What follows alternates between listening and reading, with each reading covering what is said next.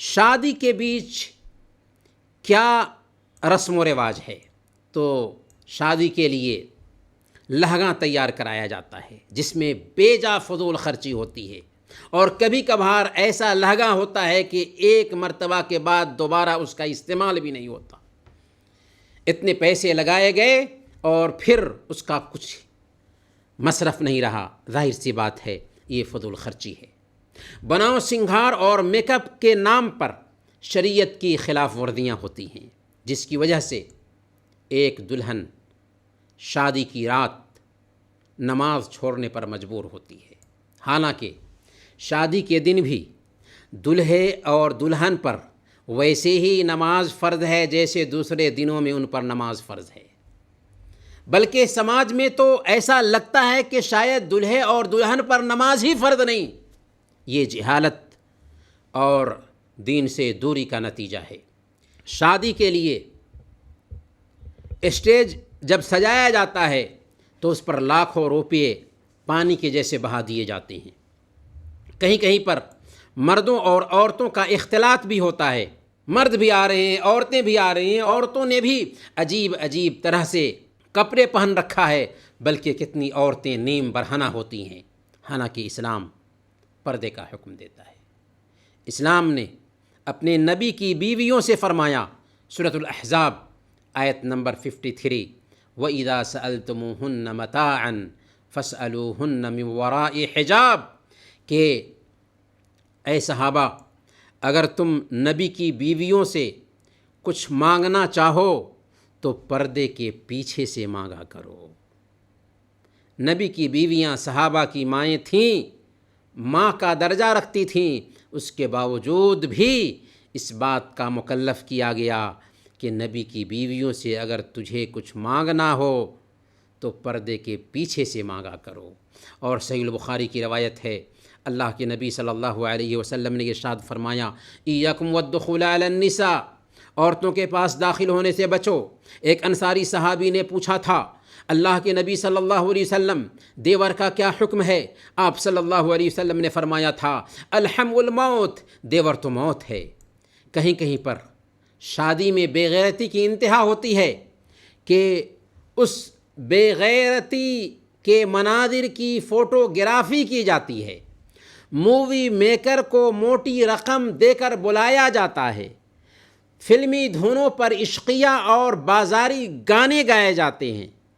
ذرا اپنے رب کی سنیں، سورہ لقمان آیت نمبر 6، وَمِنَ النَّاسِ مَن يَشْتَرِي لَهْوَ الْحَدِيثِ لِيُضِلَّ عَن سَبِيلِ اللَّهِ بِغَيْرِ عِلْمٍ، انسانوں میں سے ہی کوئی ایسا بھی ہے جو کلام دل فریب خرید کر لاتا ہے، لہو الحدیث خرید کر لاتا ہے تاکہ لوگوں کو اللہ کے راستہ سے علم کے بغیر بھٹکا دے۔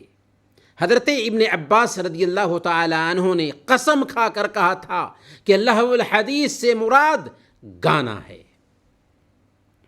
صحیح البخاری کی بھی روایت ہے، اللہ کے نبی صلی اللہ علیہ وسلم نے ارشاد فرمایا، لَيَكُونَنَّ مِنْ أُمَّتِي أَقْوَامٌ يَسْتَحِلُّونَ الْحِرَ وَالْحَرِيرَ وَالْخَمْرَ وَالْمَعَازِفَ، میری امت میں کچھ لوگ ایسے ہوں گے جو زنا، ریشم، شراب اور آلات لہو کو حلال کر لیں گے، گویا کہ یہ چیزیں حرام ہیں لیکن وہ حلال کر لیں گے۔ اس سے بھی گانے کی حرمت ثابت ہوتی ہے۔ کچھ لوگ شادی بیاہ میں گانے بجانے کے لیے حدیث سے دلیل پیش کرتے ہیں۔ صحیح بخاری کی وہ روایت جسے بنت معوذ رضی اللہ تعالی عنہ بیان کرتی ہیں کہ جب میری رخصتی ہوئی تو اللہ کے نبی صلی اللہ علیہ وسلم میرے گھر تشریف لائے اور میرے پاس بیٹھ گئے، جیسے تو بیٹھا ہے، راوی کو خطاب کرتے ہوئے کہتی ہیں، تب چھوٹی بچیاں دف بجا کر شہدائے احد کا مرثیہ پڑھنے لگیں، چھوٹی بچیاں دف بجا کر شہدائے احد کا مرثیہ پڑھنے لگیں۔ اچانک ان میں سے ایک بچی نے کہا، وَفِينَا نَبِيٌّ يَعْلَمُ مَا فِي غَدٍ، کہ ہم میں سے ایک نبی ایسے بھی ہیں، ہم میں سے ایک نبی ہیں جو کل کی بات جانتے ہیں۔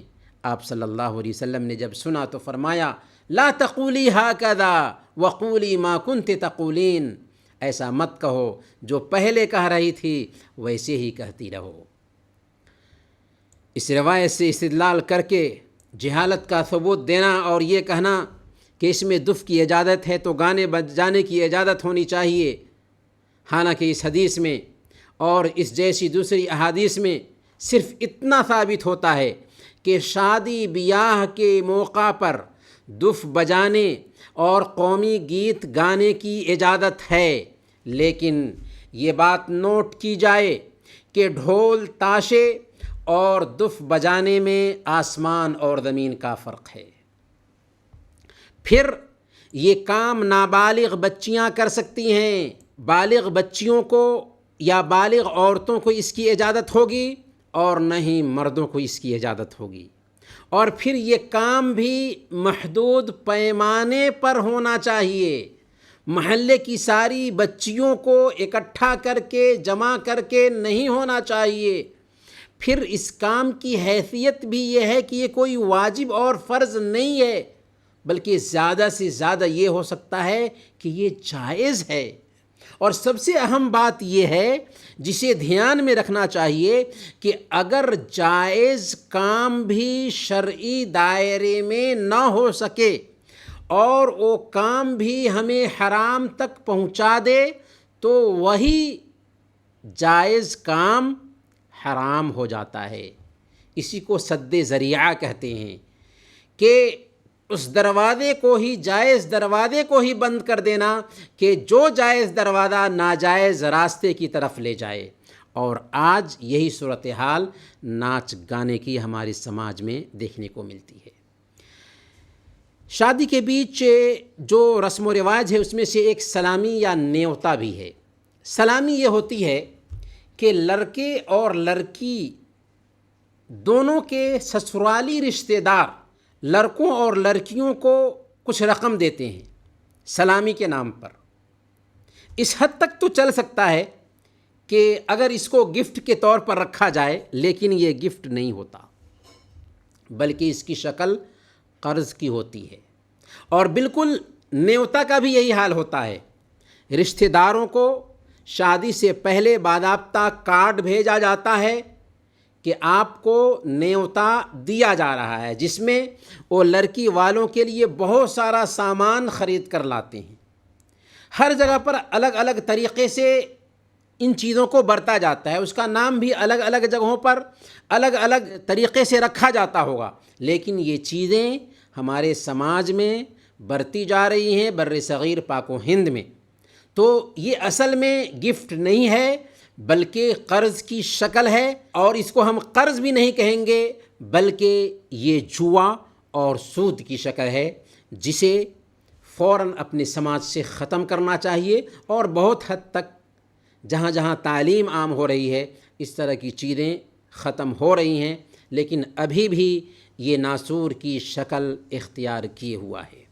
شادی کے بیچ ایک بارات کی رسم ہے جسے بہت دھوم دھام سے منایا جاتا ہے، اور ایک بڑی تعداد لڑکی والوں کے گھر اکٹھا ہوتی ہے۔